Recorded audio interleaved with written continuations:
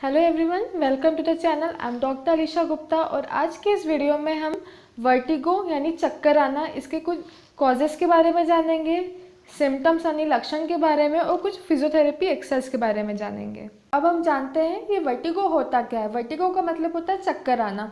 इसमें क्या होता है कि हमारा जो सर है वो घूमने लगता है, हमारे आंखों के सामने अंधेरा सा छा जाता है और कभी कभी ऐसा लगता है कि कुछ नज़र ही नहीं आ रहा है और पूरा जो इन्वायरमेंट है हमारे आसपास का, फॉर एग्जांपल जैसे मैं रूम में बैठी हूँ तो ऐसे रूम में बैठने से लगता है कि पूरा रूम भी घूम रहा है और हमें हेडेक फील होता है।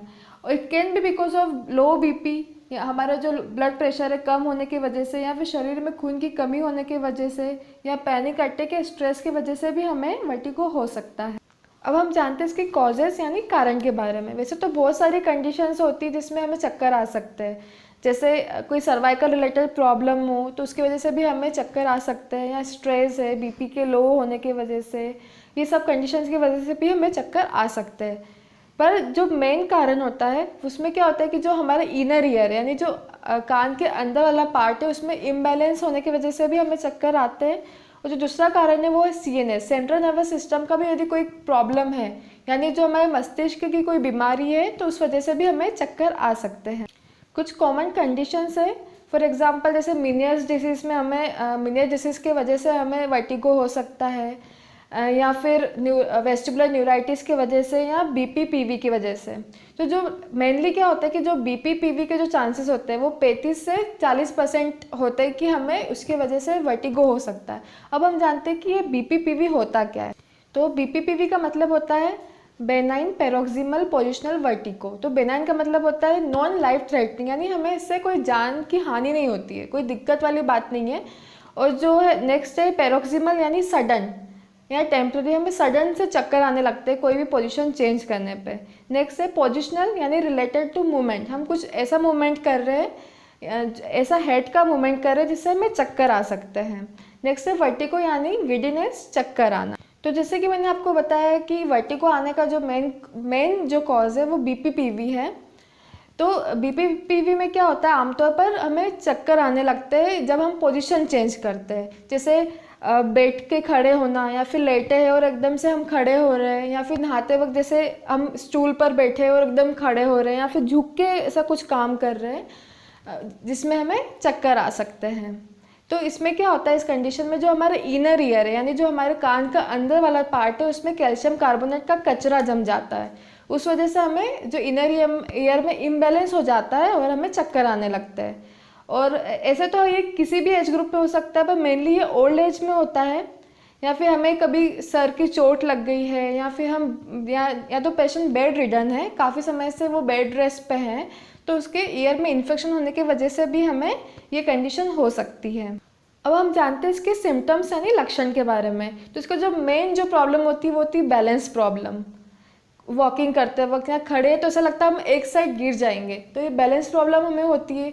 कम सुनाई देना शुरू हो जाता है किसी कंडीशंस में, या तो फिर हमें हाइट का डर होता है, या फिर जहाँ पर बहुत शोर हो रहा है तो उससे भी हमें डर लगने लगता है। कभी वॉमिटिंग सेंसेशन आते हैं, हेडेक होने लगता है, और जैसे कि वर्टिगो यानी चक्कर आने लगते हैं। हमें कुछ बातों का ध्यान रखना है, जैसे मैंने बताया कि वर्टिगो में हमें पोजीशन चेंज यानी ऐसा कुछ मूवमेंट हम करते हैं, हेड का मूवमेंट, या फिर कुछ पोजीशन चेंज करते हैं तो हमें चक्कर आने लगते हैं, हेडेक होने लगता है। तो कुछ बातों का ध्यान रखना है, जैसे फॉर एग्जांपल हम बेड पे लेटे हुए हैं और हमें बैठना है, तो हमें लेटे हुए पोजीशन में एटलीस्ट कुछ सेकंड का रेस्ट करना है। फॉर एग्जांपल हम 20 से 30 सेकंड का हमें रेस्ट करना है, उसके बाद हमें बैठना है, फिर हमें कुछ सेकंड का रेस्ट करना है, फिर हम खड़े होकर वॉकिंग कर सकते हैं।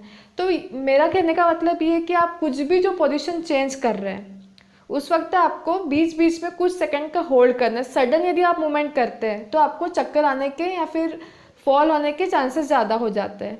फॉर एग्जांपल मैं बात करूँ कि यदि बाथरूम में यदि हम नहाने की बात करें, या फिर कुछ भी ऐसा ऑब्जेक्ट जो हमें नीचे से उठाना है, तो उस वजह से भी हमें चक्कर आ सकते हैं। तो उस कंडीशन में हम क्या कर सकते हैं, या तो उस पोजीशन को या फिर उस चीज़ को मॉडिफाई कर लें, या तो फिर हम रेस्ट टाइम बीच बीच में जो जैसे मैंने आपको बताया कुछ भी मूवमेंट करने के बीच में हम रेस्ट ले सकते हैं कुछ सेकंड का।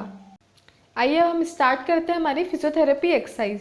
तो जो हमारी पहली एक्सरसाइज है उसमें हमें हेड को ऊपर से नीचे ले जाना है इस तरीके से। और याद रखिए जो भी एक्सरसाइज कर रहे हैं हमें स्लो करना है, फास्ट करेंगे तो फिर से हमें चक्कर आने के चांसेस हो सकते हैं।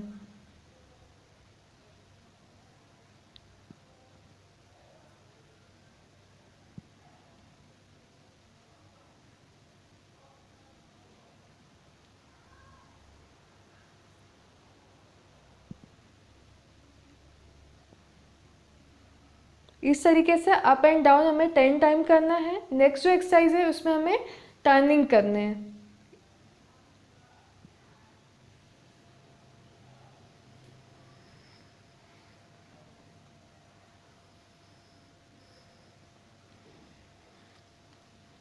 याद रखना है हमें पूरी प्रोसेस स्लो करनी है एंड रिलैक्स। हमारी जो नेक्स्ट एक्सरसाइज है उसमें हमें आई बॉल का मूवमेंट करना है। तो जो फर्स्ट मूवमेंट है वो है up and down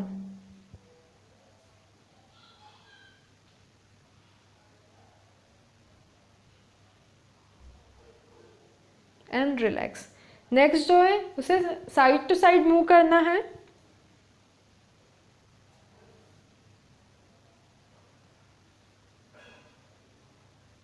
and relax. Next है up corner and down corner हमें मूव करना है।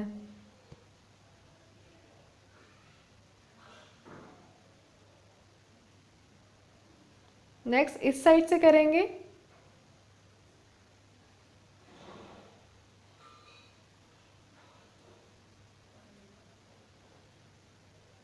And relax.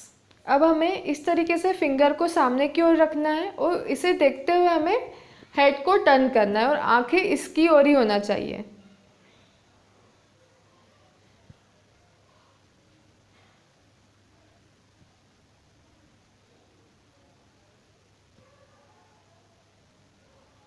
And relax. Same इसी तरह से हमें फिंगर को प्लेस करना है फ्रंट में और आगे और पीछे हेड को मूव करना है स्लोली।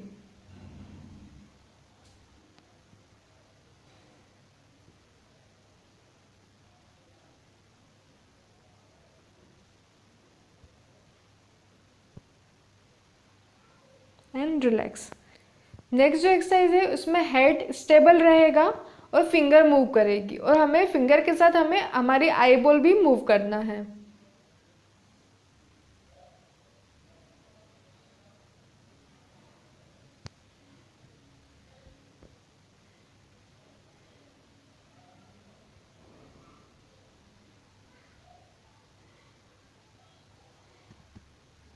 And relax. नेक्स्ट जो एक्सरसाइज है हमें इस तरीके से बैठना है। फॉर एग्जांपल मुझे इस साइड लेटना है तो मेरा जो हेड रहेगा वो अपोजिट साइड में मुझे इस तरीके से टर्न करना है।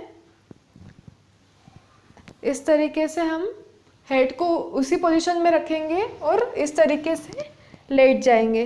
ध्यान रखना है कि जो हमारा हेड है वो 45 डिग्री में इस तरीके से हमें रखना है फॉर 30 सेकेंड। इस पोजीशन को हम होल्ड करके रखेंगे। उसके बाद स्लोली हमें ऊपर उठना है।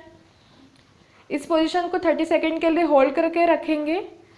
फिर उसी तरह अपोजिट साइड में इस तरीके से हम अपोजिट साइड में हेड को मूव करेंगे, नीचे की ओर झुकेंगे और हेड को 45 डिग्री पर रखेंगे 30 सेकेंड के लिए। फिर आराम से उठना है एंड रिलैक्स।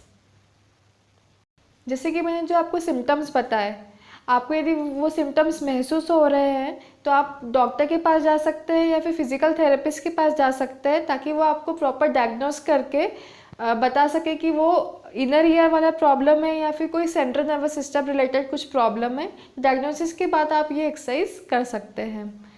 आई होप आपके लिए वीडियो हेल्पफुल रहा होगा। Thank you for watching the video. Please like the video and subscribe the channel for more physiotherapy updates.